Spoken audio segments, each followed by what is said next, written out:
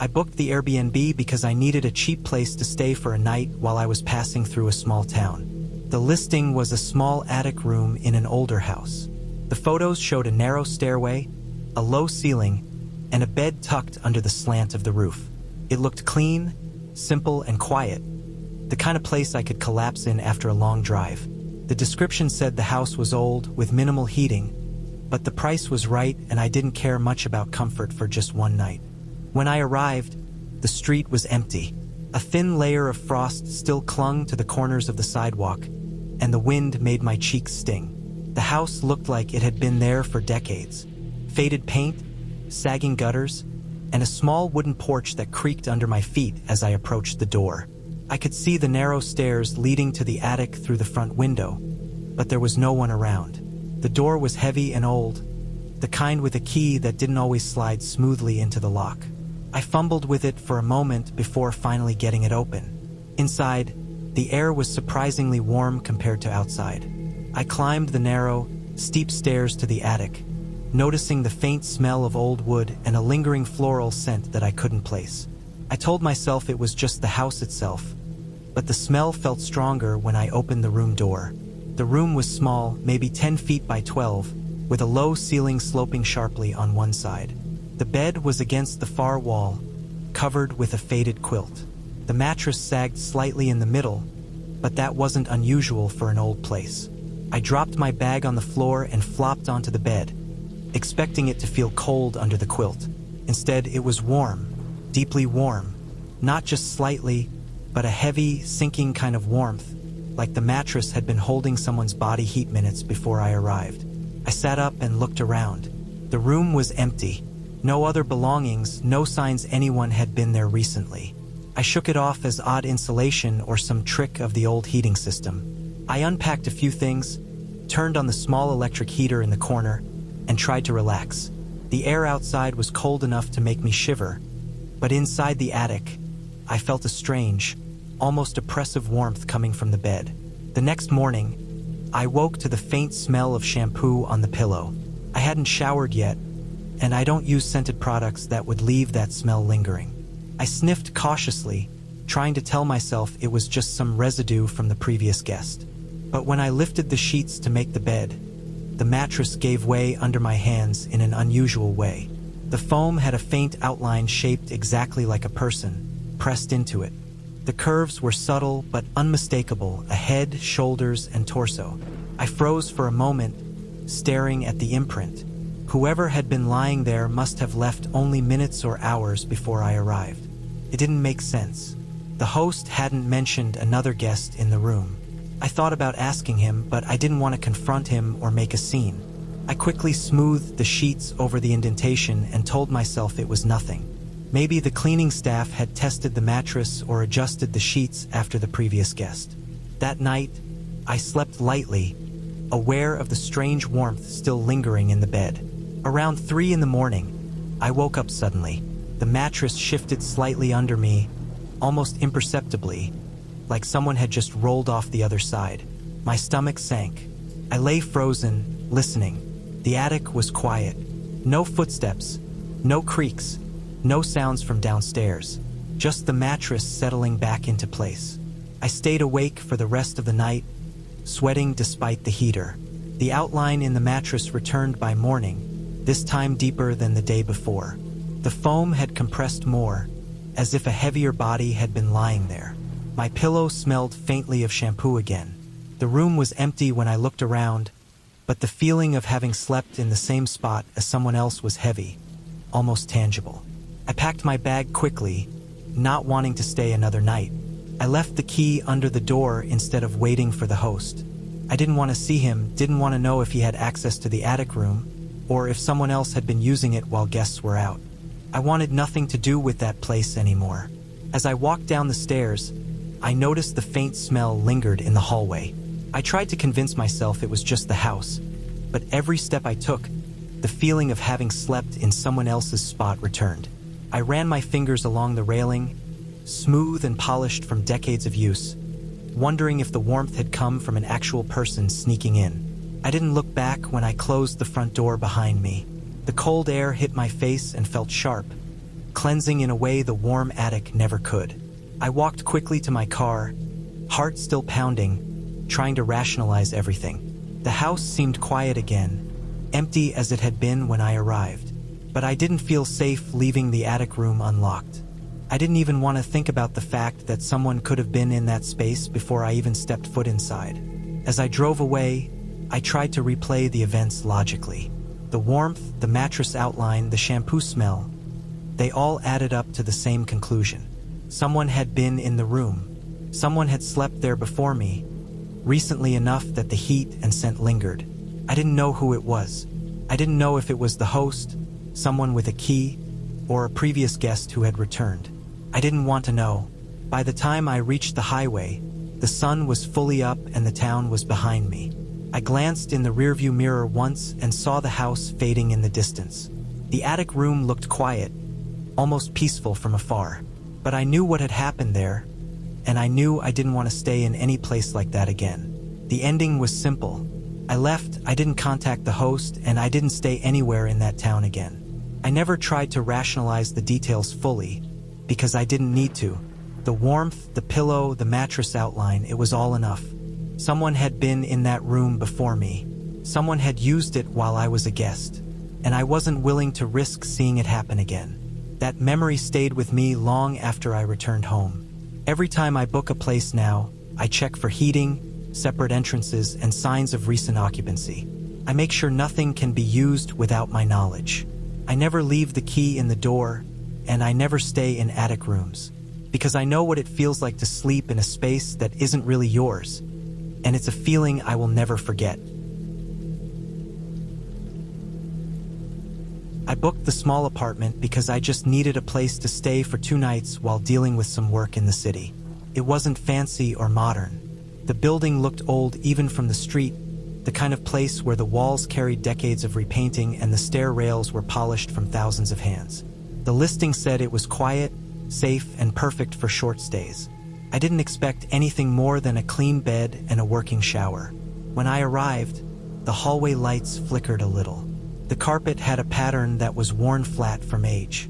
The apartment was at the end of the hall behind a heavy metal door, the kind that probably weighed as much as a car hood. When I first opened it, the hinges groaned loudly, and the door shut behind me with a deep, echoing slam that traveled through the whole building.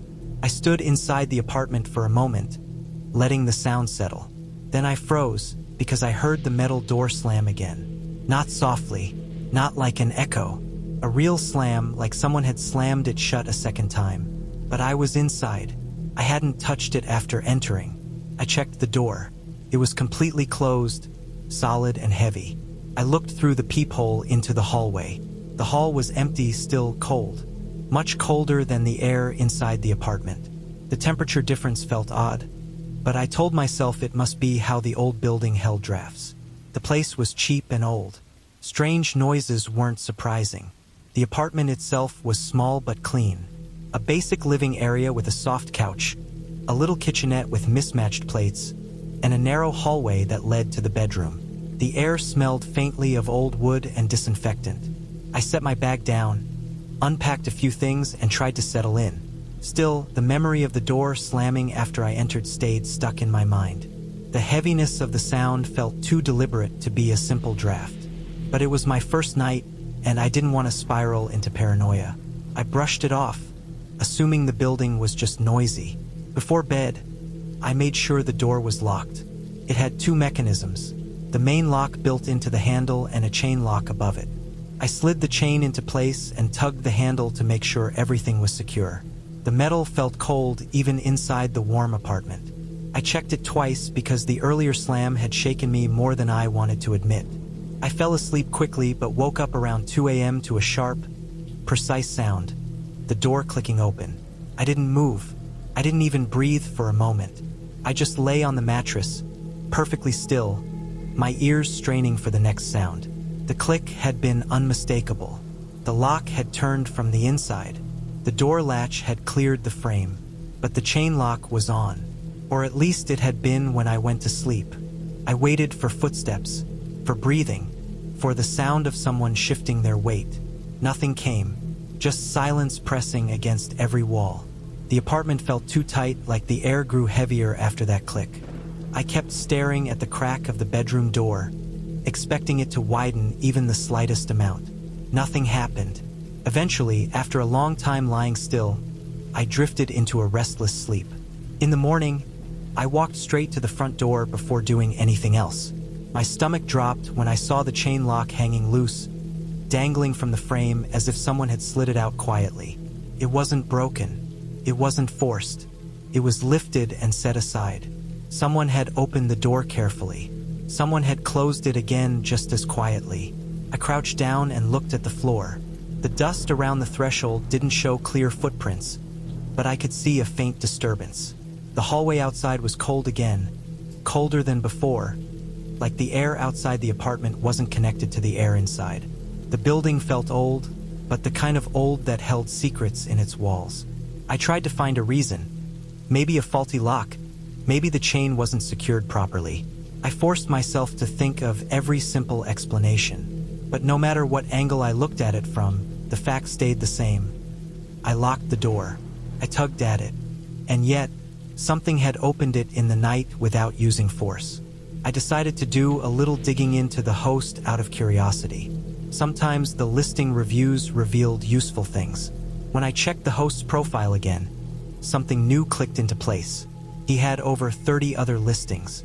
Most of those properties had multiple cameras, front porches, living rooms, kitchens, garages. He was obsessed with monitoring everything. But this apartment had none. Not a single one listed. It made me wonder why he didn't mention cameras here. Why he didn't show any pictures of the hallway or the door. Why this apartment wasn't described the way his others were. It made me wonder about that chain lock more than anything. Quiet entry would be important for someone used to monitoring guests without them knowing. I spent the day trying to stay out of the apartment. I walked around the city, grabbed lunch, visited a park, anything to avoid going back to that hallway with the cold air. By the time I returned, it was early evening, and the building felt even quieter than before. No doors open, no neighbors coming or going, just the long hallway with its dim lights buzzing faintly. I decided that for the second night I wasn't taking chances. I slid a wooden chair underneath the door handle at an angle and tested it by pushing the door slightly. It held well enough that anyone trying to open the door would make a loud scraping noise. Even if they managed to get in partially, the sound would wake me instantly. I checked the lock again. I slid the chain into place again. Then I went to bed, leaving the bedroom door open to hear anything from the front. The building creaked here and there around midnight, but nothing unusual. A few cars passed outside. I eventually fell asleep with the faint glow of the streetlight slipping through the curtains. When I woke up around 6 a.m., the apartment felt strangely still. I got up slowly and walked toward the front door, already knowing something would be wrong because of how heavy the air felt. The chair was exactly where I'd placed it. Its legs were locked against the floor tile, unmoved. It had done its job. But the door wasn't the same. The latch on the metal door wasn't aligned properly. It wasn't fully open and it wasn't fully shut. It was resting crookedly on the frame, angled just slightly out of place, like someone had pressed against the door hard enough to push it inward until it met the chair, and then stopped. The metal showed a faint, fresh scrape where the latch had rubbed against the strike plate. Whoever had pushed from the hallway hadn't tried to hide it. They had pushed just enough to test how far the door would go. Someone was still trying to come in. Someone who knew I barricaded the door this time. I stood there for a long time, staring at that crooked latch, realizing how close the door had come to opening against the chair. Realizing that last night, the only thing keeping someone out wasn't the lock, or the chain, or the building. It was a cheap wooden chair I wedged under the handle. I packed up without thinking. I didn't eat breakfast. I didn't look around the apartment again. I didn't even bother to take out the trash. I just shoved everything into my bag and left. The hallway felt colder than any morning air should feel. I didn't look behind me when I closed the metal door. I didn't want to see if the latch aligned again on its own, or if something else was waiting in the hallway darkness. When I checked out through the app, I didn't leave a review. I didn't explain anything. I didn't mention the chain lock or the sound of the door opening or the chair being the only thing that stopped someone from entering. I just left, and I didn't book another Airbnb for a long time afterward. Nothing paranormal happened, nothing impossible, but someone came into that apartment the first night, and someone tried again the second, and I still don't know how many times they had opened that door in the past, on nights when no one bothered to put a chair under the handle. I booked the Airbnb because it looked modern, clean, and convenient. It was a small apartment in a newer building, with bright white walls, polished wooden floors, and a kitchen that gleamed like it had never been used. On paper, it was perfect. I had a few nights in the city to myself, and all I wanted was a quiet place to relax after long days walking between meetings. The first thing I noticed when I stepped inside wasn't the layout, or the smell of new paint, or the faint hum of the building's central air. It was a small black dome mounted in the corner of the living room near the ceiling. It was tiny, maybe the size of a fist, and perfectly round. My first instinct was that it was a camera. I immediately checked the listing. Clearly said there were no cameras inside. I felt my stomach tighten. I climbed onto a chair to get closer. The dome was hollow. There were no wires, no battery compartment, nothing. I tapped it lightly with my fingers. It didn't move except for a faint wobble. I assumed it was a prop, maybe meant as a deterrent like those fake cameras some stores put up to make people think they're being watched. I brushed it off, but the image of it stayed in my mind as I unpacked. The first night passed uneventfully. I watched some TV, ate takeout, and went to bed. When I woke up the next morning, the dome was still in the corner. Nothing had changed. I tried not to think about it. It was the second night that made me start feeling uneasy. I was sitting on the couch, scrolling on my phone and occasionally glancing at the TV. My eyes drifted toward the corner, almost unconsciously, and I noticed that the dome had shifted slightly to the left. Just a few centimeters, but enough that it was pointing directly at the couch where I had been sitting. I froze. My first thought was that maybe I hadn't noticed it before, but the angle was precise. It wasn't random. I got up and touched the dome again. Still hollow, still unconnected. No wires, no battery, nothing that could make it move on its own. I leaned back against the couch, trying to convince myself it was a coincidence. Over the next few hours, I noticed it again. Every time I moved around the apartment, the dome's orientation changed slightly. It followed me, or rather, it was always aimed at the spot where I spent the most time. Couch, bathroom door, the bed. Even when I went to the kitchen for water, I noticed the dome had adjusted its position just enough to face that direction. I tried rational explanations. Maybe there was a slight draft causing it to rotate. Maybe the ceiling beam was uneven and it had slowly tilted over time. I tried to leave it alone, but I couldn't stop glancing at it. I felt the same tension that creeps in when you know someone is watching, even if logically you tell yourself no one is there. By the third night, I couldn't handle it. I found a small towel in the bathroom and draped it over the dome, hoping that if it couldn't see me, I could at least feel a little safer. I went to bed, trying not to think about it. I didn't sleep well. Every time I stirred, I imagined the dome tracking my movements. The next morning, I woke up and went to the living room. The towel was on the floor, perfectly folded aside as if someone had removed it carefully, and the dome was angled directly at the bed. I felt my heart tighten. My stomach churned. I didn't touch it this time. I just stepped back and stared. How could it have moved? I had been alone. I had locked the apartment. No one had come in. The listing promised privacy. I spent the day trying to distract myself. I walked around the city, ate lunch in a crowded cafe, and avoided thinking about the apartment. But the thought never left me. The dome, its silent presence, its apparent ability to follow me. That night, I didn't even try to cover it. I didn't sit on the couch, didn't spend time in the living room. I stayed in the bedroom with the door closed, lights dimmed, and the air conditioner on to keep the apartment cold. I didn't move around much. I didn't open drawers, didn't go to the kitchen. Every sound, the hum of the fridge, the squeak of the floorboards, made my stomach tighten. I felt like I was being observed, though I knew there was no way anyone could be inside. By morning, I had made up my mind. I packed my bag quickly, checked every corner once, and left the key on the kitchen counter. I didn't want to speak to the host, didn't want to make eye contact. I didn't want to know if they had put up the dome themselves, or if it had been there for months, or if it moved for some mechanical reason I couldn't understand. I didn't care. I just needed to get out. As I walked down the hallway toward the building's exit, I kept glancing at the living room from the stairwell window. The dome sat in the corner, unmoving now, but perfectly aligned with the bed, like it had been waiting for me to notice. I didn't stop to stare. I didn't take a picture. I didn't want any proof because the proof wouldn't have made me feel better. When I reached my car, I sat inside for a few minutes, trying to calm down. My hands shook slightly, and my chest felt tight. I thought about calling the host, asking if they had installed it as a prop, or if the previous guests had reported anything. But I didn't. I didn't want to know. I didn't want to be involved with that apartment ever again. I drove away slowly, replaying the image of the black dome in my mind. Its small, silent presence. The way it seemed to follow me just by tilting slightly. The way it had aimed itself at whatever I was doing.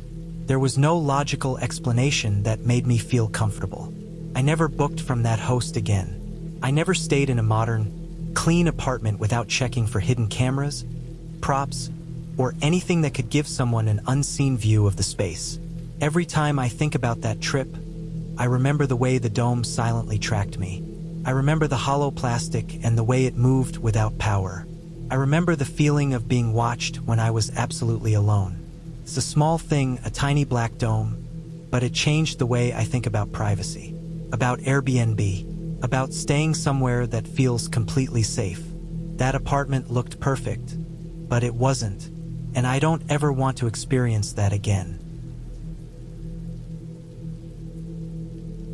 I booked the Airbnb on a last-minute whim. I had a meeting in a city about 3 hours away, and the hotel rates were through the roof. The listing was cheap, and the photos showed a small, neat apartment in an older building. The place looked clean and modern enough, with a kitchen, a couch, and a bed in the back room. I thought it would be quiet and functional. When I arrived, the street was almost empty.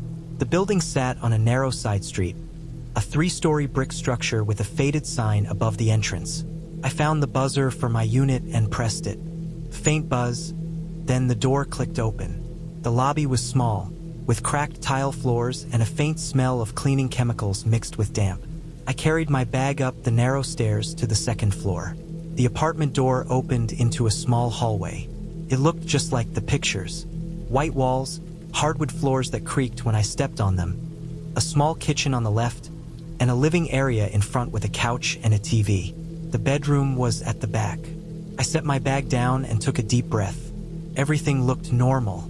I didn't notice anything unusual until I started moving around. As I opened cabinets in the kitchen, I noticed the locks on the cupboards were old and rusty. One drawer in particular seemed stuck, as if someone had forced it open repeatedly. I pulled it slowly, and inside, there was a faint smell, old metallic, almost like rust mixed with cleaning solution. I shook my head and told myself it was just an old drawer. That evening, I cooked a simple dinner and watched TV. The apartment was quiet. Too quiet. The kind of quiet that makes you notice every small sound. The fridge humming, the faucet dripping, the floorboards creaking under my own weight. I tried to ignore it, telling myself I was tired from the drive. When I went to bed, I noticed something strange. The window in the bedroom, which I had left closed, was slightly ajar. Not completely open, just a few inches, enough for a cold draft to slip in. I was sure I had closed it earlier. I closed it fully and locked it, then lay down, listening to the faint city noises outside. Around 2 in the morning, I woke up to a sound. At first, I thought it was the building settling. Then I realized it was too rhythmic. A soft tapping coming from the living area. My heart rate quickened. I stayed completely still, listening. The tapping continued, steady but uneven, like someone walking on tiptoe. I told myself it was impossible. I had locked the door. Nobody else was supposed to be in the apartment. I lay there for what felt like an eternity, straining to hear any other sound. Then it stopped. The silence that followed was heavier than before, almost oppressive. I didn't sleep the rest of the night. The next morning, I checked every door and window. Everything was locked, exactly as I had left it. But in the living room, I noticed something that made my stomach drop. The couch cushions had been slightly moved. Not much, but enough to notice. One cushion was pushed forward, and the blanket I had draped over the back of the couch was crumpled, as if someone had sat there during the night. I tried to rationalize it. Maybe a neighbor had come in by mistake. Maybe the cleaning staff had returned unexpectedly. But the apartment had a keypad entry system. No one else should have been able to enter without my code. I decided to leave the apartment during the day to clear my head. I walked around the city, grabbed lunch, and tried to ignore the incident. But I couldn't shake the feeling of being watched. Every time I thought about the couch, the creaking, the tapping, my chest tightened. That evening, I returned and tried to act normal. I cooked, watched TV, and tried to relax.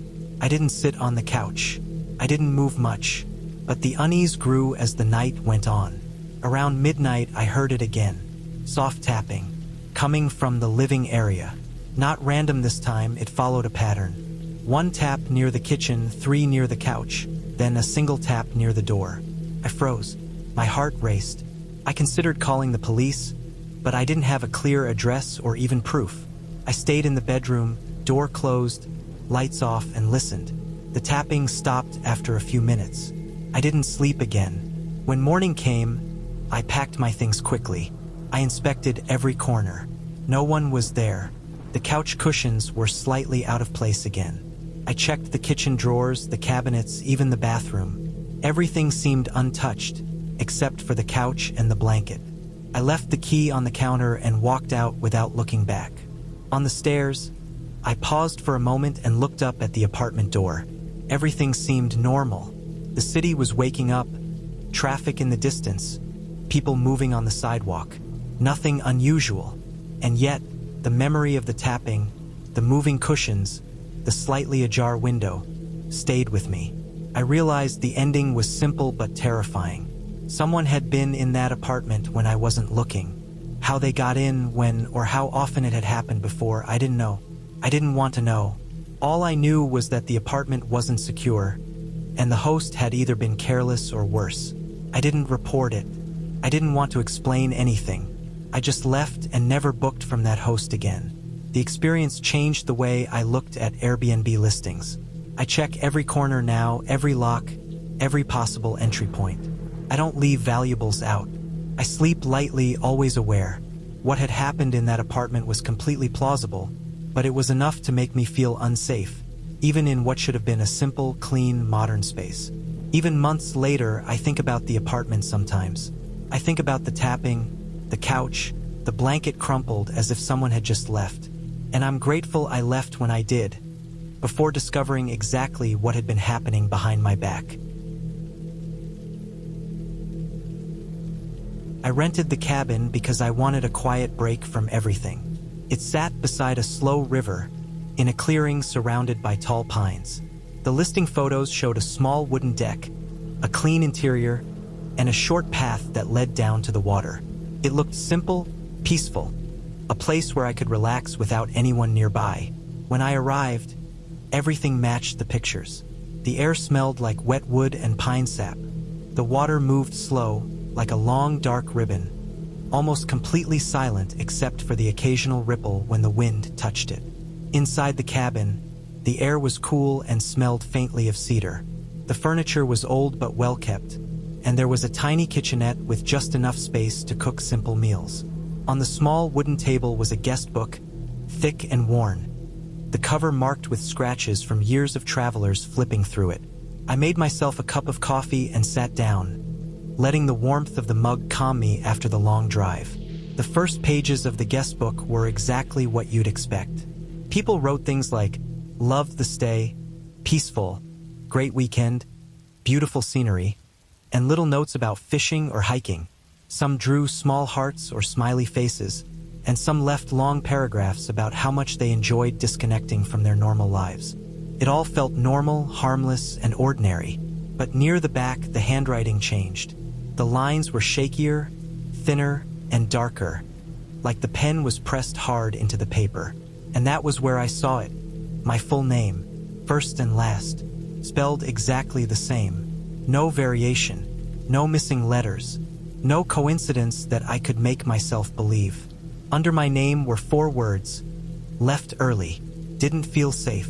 The date written beside it was exactly 1 month before my stay. I stared at the page for a long time. The handwriting looked rushed. The pressure marks were uneven, like the person was standing while writing, maybe even moving. I ran my fingers over the indentations in the paper. It didn't make sense.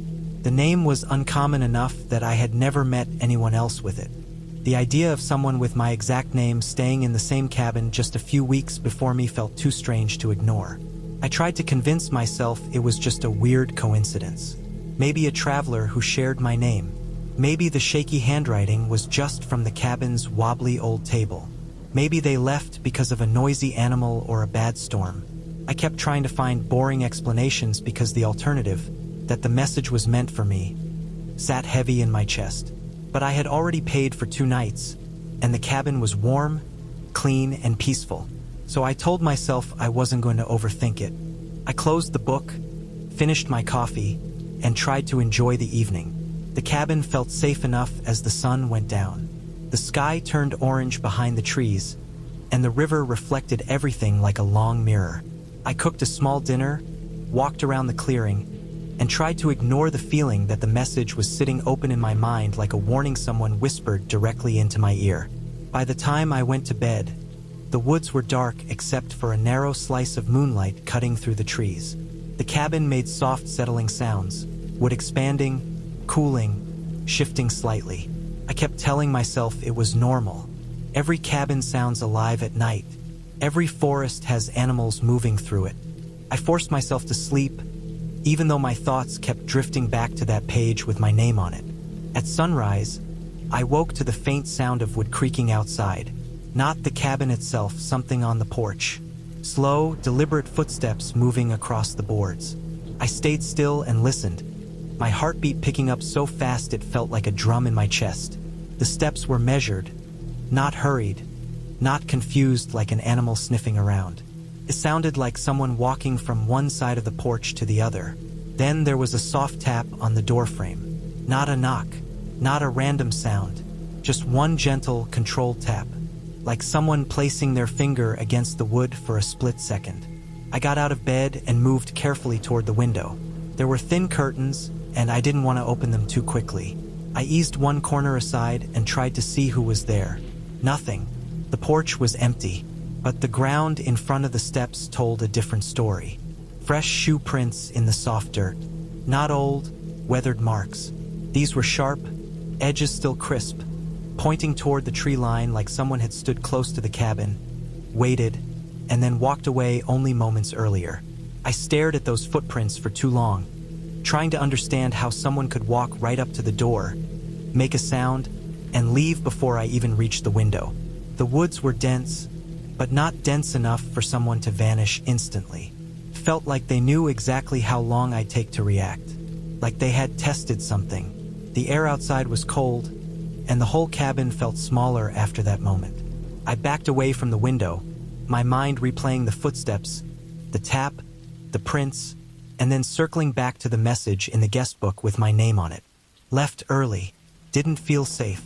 Whoever wrote that had felt something similar. Maybe they had also heard footsteps in the morning. Maybe they had seen the same prints. Maybe they didn't even wait to check out properly. I didn't want to stay and find out. I packed my things quickly, barely thinking about where I stuffed my clothes or toiletries. The cabin felt different after the sun came up fully, almost like the silence had thickened. The trees seemed closer than before, the shadows deeper. I kept checking the porch through the window to see if anything moved, but it stayed empty. Before leaving, I walked to the table and opened the guest book again. The page with my name had a slight wrinkle, like it had been turned recently, even though I hadn't seen any sign that anyone else had been inside the cabin. I didn't add a message. I didn't want to write anything. I didn't want to leave my handwriting next to the other one. It felt wrong, like adding a second line to something that should stay unfinished. I left the book open to that page, closed the door behind me, and carried my bag to the car. The whole time, I felt like I was being watched from somewhere in the trees, not by something supernatural, but by someone who had walked up to the cabin in the early morning and left just seconds before I looked out. When I drove away, I checked the mirror over and over, half expecting to see someone stepping out from between the trees or walking onto the porch again. But nothing moved. The cabin disappeared behind me through the branches. I don't know who wrote my name in that guest book. I don't know who walked up to the door at sunrise. And I don't know why they left those prints leading away from the cabin instead of toward it. All I know is this: whoever stood on that porch wasn't scared of being seen. But the person who wrote my name a month before me was. And by the time I left, I understood exactly why. I booked the studio because it was cheap, quiet, and separate from the main house. I thought it would be perfect for a short break and some work I needed to catch up on. The listing said the host traveled often and barely used the main building anymore. I liked the idea of not having anyone around. The photos showed a small attached unit with its own entrance and a short stone path leading to it from the driveway. When I arrived, the first thing I noticed wasn't the studio but the host's car. It was parked at the edge of the driveway in a way that made it look like it had been left there for weeks. Dust covered the hood. The windows were cloudy. A sunshade was still tucked inside the windshield, faded from sitting in direct sunlight for too long. There were leaves stuck under the wipers and a pale outline around the tires where the gravel had settled. I walked to the studio and let myself in. It wasn't fancy, but it was clean and comfortable. A small bed pushed against the wall, a narrow kitchenette with a mini fridge, and a bathroom that echoed loudly because of the old tiles. The air inside felt slightly stale, like it had been closed up for a while, but opening the window fixed that. I put my backpack on the table and took a minute to breathe. Felt safe enough. Nothing strange. No noise except for occasional wind hitting the main house. But the car stayed on my mind. It didn't look like it belonged to someone who traveled often. It looked abandoned. That night, after I finished some work, I stepped outside to get fresh air. The driveway was quiet and empty except for that same car at the edge, resting under the dim porch light. I almost didn't notice it at first, but after staring for a moment, I realized something was off. The car headlights were faintly glowing. Not bright, not fully on, just a soft haze behind the plastic, as if someone had switched the battery on but didn't turn the beams up. The glow stayed there for a few minutes. Then it faded, slowly sinking back into darkness. I told myself it was probably an automatic feature. Some cars do that after being unlocked or after the battery gets low. I didn't try to get closer. I just went inside and tried to sleep. But I couldn't stop replaying the dim headlights in my head, even though there was nothing truly threatening about them. The next morning, the car looked the same as before. Dusty, sunshade in place, unmoved. I walked around it just once, not touching anything, just observing. There were no footprints nearby besides mine. No fresh tire marks. Nothing to show anyone had opened it recently. I shrugged it off and went about my day, trying not to overthink it. But the second night changed everything. Around midnight, while I was lying on the bed scrolling through my phone, a small flicker of light slipped through the studio curtains. It wasn't bright enough to light up the room, but it was enough for me to notice. I walked to the window and parted the curtain just a little. The driveway was dark again, except for the same soft glow from the headlights. Only this time, the light wasn't the only thing I saw. Inside the car, behind the windshield, I could see a shape. A figure sitting in the driver's seat. Completely still. No shifting. No angle change. Just a silhouette. Shoulders. Head. Something that looked like a body leaning back slightly. My first thought was that maybe the host had come home. Maybe he was sitting in the car on his phone or resting. But the shape didn't move at all. Not even a small twitch. I watched for at least a minute. No reaction. No sound. Nothing. Eventually the headlights faded again, and the silhouette became harder to see. But even in the darkness, I could still make out the outline of a person sitting inside. I tried to convince myself it was just a trick of the shadows, but shadows don't sit perfectly still like that. I barely slept that night. The next day, I avoided walking near the car. I walked around it in a wide arc whenever I left the studio. Every time I stepped outside, I felt like I was being watched. The sunshade made it impossible to see the interior clearly during the day, but I kept my distance anyway. That night, the shape was there again. The headlights flickered on for a short moment, and the faint glow lined the silhouette perfectly. Shoulders, a head, a torso leaning back, still motionless. Felt like the car was aware of the studio, as strange as that sounds. The timing was always around the same hour. The stillness was unnatural in a human way, even though I kept trying to tell myself it might be nothing. By the fourth night, I was on edge. Couldn't relax. I knew I had only one night left there, and I kept telling myself to ignore the car and get through it. But ignoring it was impossible. Every time darkness settled, I found myself peeking through the curtains to see if the silhouette was back. It always was. The final night is what stays with me the most. It was around 1 a.m. The air outside was completely still. Not a hint of wind. Couldn't sleep. I decided I needed to know what was going on, or at least confirm for myself that it was a person inside the car. I didn't want to get close, but the constant dread felt worse than the idea of checking it. So I stepped outside slowly, leaving the studio door open behind me in case I needed to get back inside quickly. The gravel felt loud under my shoes even though I was trying to walk as quietly as possible. The moon was out, lighting up the driveway in a dull gray. When I first looked at the car from a distance, I could already see the silhouette again through the windshield, perfectly still. I walked closer, my hands shaking a little. The closer I got, the less sense the shape made. It wasn't breathing. It wasn't angled like a relaxed person. It had a stiff outline, too sharp around the edges. When I finally reached the front of the car, I looked straight at the windshield. The headlights weren't glowing this time, so the inside was darker. But my eyes adjusted slowly, and the truth settled in with a heavy, slow drop. It wasn't a person at all. It was a hat and a jacket hung over the seat in a way that looked like a human form from a distance. The hat was large and dark, sitting on top of the seat's headrest. The jacket was stuffed or shaped to form shoulders and a torso, draped over the backrest perfectly. It was arranged so carefully that from the studio window, it looked exactly like someone sitting there. I felt embarrassed for being scared of it, but that feeling didn't last long because the next thought hit me harder. Why would someone stage a car like that?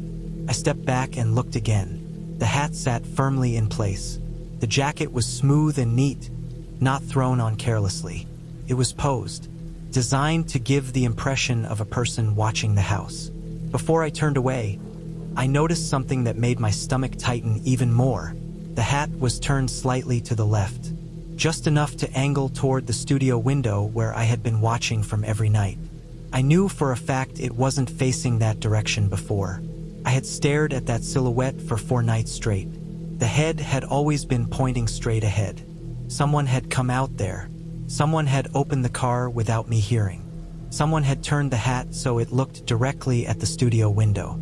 That realization stayed cold inside me the whole walk back to the studio. I packed my stuff immediately. I didn't care that it was the middle of the night. I left the keys on the table, locked the door behind me, and drove off down the long empty road without looking back. The jacket and hat would still be sitting there, keeping their shape, pretending to be a person. Someone had put them like that. Someone had changed them when I wasn't watching. And someone had been close enough to the studio to know exactly which window I looked out of every night. I don't know who it was, but I do know this. The host wasn't there. The car never moved. And I wasn't the only one watching. I booked the Airbnb because it was cheap and far from everything. I had a deadline coming up, and I wanted a place where nobody would bother me. The photos showed an old wooden house on the edge of a small town, with a field behind it and a gravel driveway that looked like it hadn't been fixed in years.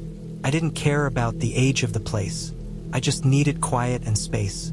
The moment I walked inside, the house felt tired. The floors were soft and uneven, and every step made a dull creaking sound that followed me from room to room. The walls seemed thin, almost hollow, and everything had that old wood smell that clings to your clothes after a few hours. The host wasn't around when I arrived. They had left the key under a chipped flower pot by the door. I let myself in, dropped my backpack on the bed, and started unpacking. The room I rented was small and plain, with a low wooden ceiling and a single lamp that gave off a warm but weak yellow glow. The floor was the first thing I noticed after settling in. It wasn't just old. It had a strange softness to it, like parts of it didn't have anything firm beneath. When I stepped near the corner, the boards dipped slightly under my weight. At first, I thought it was just age. The whole house probably sagged a little. I tried to ignore it and got to work. Hours passed. By nighttime, the wind outside had started to pick up, brushing against the walls in a steady rhythm. The floor creaked every time I shifted in my chair. It felt normal enough, and I didn't think anything of it. The first night, when I got up to turn off the lamp before sleeping, I felt the boards shift again under my feet. Not just creak, shift. Like there was a small hollow space underneath that reacted slowly, almost like something adjusting itself. But I told myself it was just the structure of the house. Old houses move. Old wood gives. I forced myself to sleep, even though the floor gave a soft groan every time I rolled over. The next morning, after getting a bit of work done, I dropped my phone charger behind the bed. I reached down absent-mindedly to grab it, but my fingers brushed against something cold. At first, I thought it was just a draft from a window, but there was no window that low. I lifted the thin curtain at the side of the bed, but there was only the wooden wall. I leaned down further. That's when I felt it again. A thin, steady flow of cold air coming from a narrow crack between the floorboards. It wasn't a gap big enough to see through, just a hairline split. But the temperature difference was sharp enough to make me stop. It felt like the cold air wasn't just drifting up, it was being pushed out. I pulled my hand back and looked at the floor more carefully. There was a section behind the bed where the wood didn't match the rest. The color was a little lighter. The grain was smoother. The nails didn't have the same rusted, flattened heads. It looked newer, as if someone had replaced that square only recently. I moved the bed out of the way so I could see the entire panel clearly. When I pressed my hand against it, it flexed ever so slightly, like it wasn't nailed down as tightly as it should be. It wasn't enough to lift, but enough to tell that the wood was separate from the boards around it. A square, maybe a meter wide, perfect size for a hatch. The idea of a hidden space under the floor made me uncomfortable, but I told myself it was probably just access to old pipes or wiring. I didn't want to start imagining strange things this early into my stay. I pushed the bed back into place, tried to shake the feeling off, and focused on my work again. The second night, the air in the room felt heavier. I don't know if it was because of what I found earlier, but everything seemed louder. The wind scraping the outside wall. A faint ticking sound somewhere inside the house. The floorboards shifting under their own weight. I lay in bed staring at the ceiling, listening to the old house breathe and settle. Around 3 a.m., I woke suddenly. No dream, no sound at first, just a pressure inside my chest like something had tugged me awake. I stayed still, trying to remember if I had heard anything. The room was silent except for the faint hum of the heater. Then I heard it. A soft, dull thud from under the floor. It was far too gentle to be something falling. It had weight behind it, a controlled, slow pressure. Then another one came, spaced a few seconds apart. Each thud had a slight vibration to it, like something solid making contact with the bottom of the boards. I stared at the dark shape of the bed frame and the floor beneath it. The sound felt centered under the room, maybe even directly under where I was lying. Came again, not loud, but purposeful. A shift of weight, slow and deliberate, like someone was moving carefully in the cramped space below. The boards under the bed began to flex. Not enough to break, but enough to rise a fraction of an inch and fall back down with a controlled push. The wood gave a soft, groaning exhale every time it lifted, like it was being pressed from underneath. I didn't move. I just lay there in the dark, listening to the floor breathe in and out as something, or someone, pressed upward from below me. The steady pressure wasn't random. It wasn't a pipe. It wasn't an animal. The rhythm was too human. The weight was too heavy. Whatever was under the floor knew exactly where I was. The air felt colder by the minute.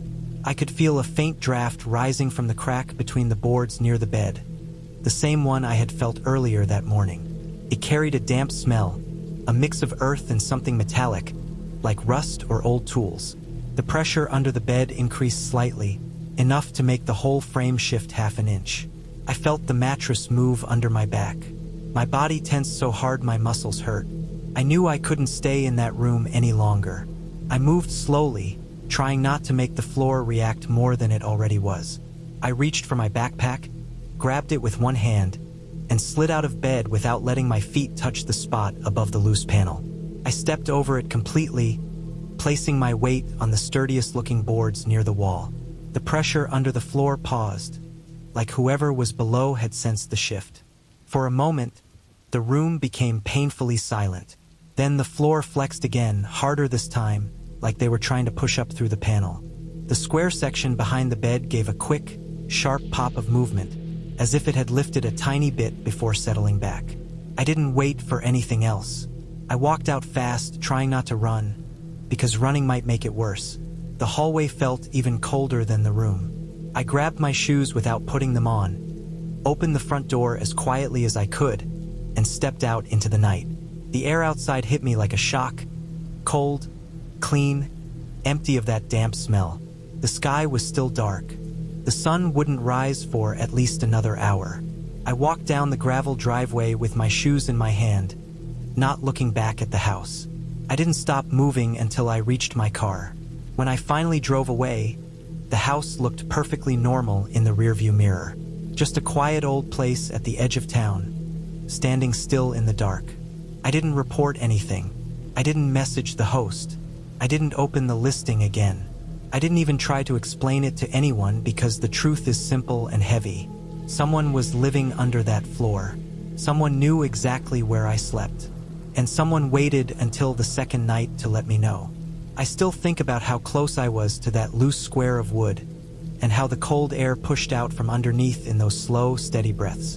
And every time I do, one thought stays with me more than anything else. If I hadn't woken up when I did, I think the floor would have lifted all the way. I booked the Airbnb on a whim. It was advertised as a quiet, private room in a suburban home, ideal for one night, with a small kitchenette and a backyard. The photos looked normal enough: clean, neutral walls, a small bed with neatly arranged linens, a nightstand with a lamp. I didn't think much of it. My trip was short, and I just needed somewhere to crash. When I arrived, the street was oddly quiet. There were houses on either side, but I couldn't see anyone outside. The house I was looking for was a 2-story brick building with a small porch. The front door had a standard lock, and the mailbox was stuffed with old mail. I hesitated for a moment before ringing the bell. No one answered. The door was unlocked. Stepping inside, the first thing I noticed was the smell. It wasn't necessarily bad, but it had a mix of cleaning chemicals and something else, like old wood or damp fabric. The hallway was narrow, and the living room was dimly lit, furnished sparsely with a couch, a coffee table, and a television. There were family photos on the walls, but they were all slightly off. The faces looked cheerful, but the eyes didn't feel right. I shook the thought off. I was tired and probably just being paranoid. The host arrived about 5 minutes later. She was polite but seemed rushed, barely glancing at me as she handed over the key. She showed me the room quickly. It was on the ground floor, just off the kitchen. There was a small window, a dresser, and a closet. At the corner of the room, I noticed a door I hadn't seen in the photos. It was locked, metal, and had a heavy deadbolt. "That's the basement," she said casually. "Please don't open it." I nodded and told myself I wouldn't think about it. Once she left, I started unpacking. Everything seemed normal, though the house was colder than I expected. The heater was running, but it gave off a low, mechanical hum. I turned on the small lamp by the bed and tried to relax. Outside, the sky had turned a dark shade of blue, and the streetlights barely reached the house. I pulled the curtains and tried to ignore the unease creeping up my spine. Later that night, I was lying on the bed scrolling through my phone when I heard it, a faint sound coming through the heater vent. At first, I thought it was the house settling, maybe the pipes or the airflow. But then it came again. Slow, rhythmic, like someone breathing. I froze, straining to hear. It was quiet, almost imperceptible, but it was there. I told myself it was impossible. No one could be in the house while I was alone, could they? I tried to go back to my phone, but every time I moved, the sound seemed to grow slightly louder, sharper. I put my ear to the vent. It was definitely breathing. Slow, steady, deliberate. Panic started creeping in. I didn't want to call anyone. My phone barely had signal, and I didn't want the host to think I was crazy. I got up and checked the locks on my door. Everything was fine. I checked the windows, they were secure. The basement door was still locked. Then I heard another sound. From the basement door, soft scraping, like nails or tools dragging across concrete. My stomach dropped. I wanted to convince myself it was nothing, maybe rats or some old pipes, but the sound was deliberate. It moved along the edge of the door, back and forth, slow and steady. I tried to stay calm, keeping myself busy. I packed a small bag with my essentials, planning to leave first thing in the morning. But the noises didn't stop. Every hour I could hear them, always from the basement. Occasionally, the vent would give the sound of breathing again, like whoever or whatever was down there was aware of me. Sleep was impossible. I sat on the edge of the bed, listening, trying to rationalize. Maybe the host kept something in the basement. Maybe she had workers coming early in the morning. Maybe there were rats, as unlikely as that seemed. My imagination ran wild, picturing someone crouched in the shadows below, watching, waiting. Around 3 a.m., it escalated. I heard a loud bang from the basement, then dragging sounds, then the faint echo of something heavy moving. My heart was pounding so hard it felt like it would burst. I grabbed my phone and considered calling the police, but what would I say? There's someone down there making noises? Would they even take me seriously? I decided to wait until morning, thinking that the daylight might make things clearer. I sat awake for the rest of the night, listening to the faint but relentless sounds. Every so often, I'd swear I heard a footstep on the stairs leading down. Every time, I froze, barely daring to breathe. Morning came slowly. The light was weak, but enough to see the house in its true form. I checked the front door locks, the windows, everything. The basement door was still locked. I noticed something I hadn't before.